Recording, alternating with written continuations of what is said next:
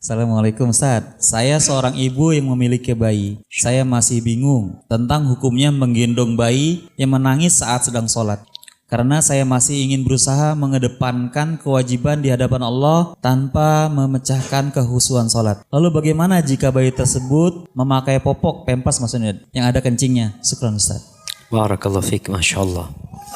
Ya jamaah, memang Allah Jalla Jalaluh memberikan beban kepada wanita berbeda dengan lelaki. Sehingga kewajiban anak berbakti kepada orang tua itu lebih untuk ibunya daripada kepada bapaknya. Tadi kita lihat, bayangkan bagaimana seorang ibu, dia mau sholat pun dia bingung, anaknya nangis kalau ditinggal. Dia mau tunggu sampai tidur, takut waktu sholatnya habis. Terpaksa akhirnya sholat sambil menggendong anaknya. Bagaimana hukumnya dia sholat sambil menggendong anaknya? Nggak ada masalah dia gendong anaknya dengan tetap menjaga arah kiblat tempat dia sholat, gerakan sholat dia jaga. Insya Allah tidak ada masalah. Rasul Sallallahu Alaihi Wasallam itu beliau pernah sholat menjadi imam alaihi salatu wassalam dengan menggendong Umamah di pundak Nabi alaihi salatu wassalam. Bisa bayangin beliau jadi imam. Kalau sekarang ada ustadz jadi imam, Ustadz Badru gendong anaknya di sini. Apa kata orang kampung? Bininya kemana? Masa? Bini kurang ajar itu, macam-macam mungkin.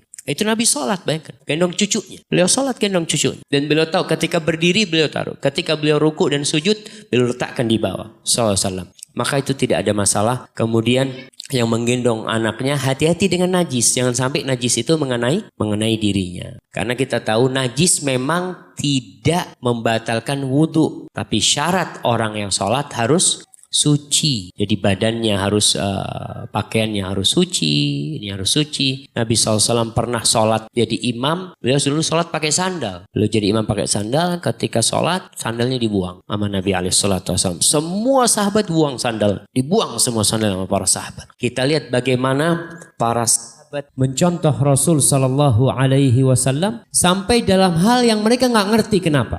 Mereka nggak ngerti kenapa. Mereka hanya karena melihat.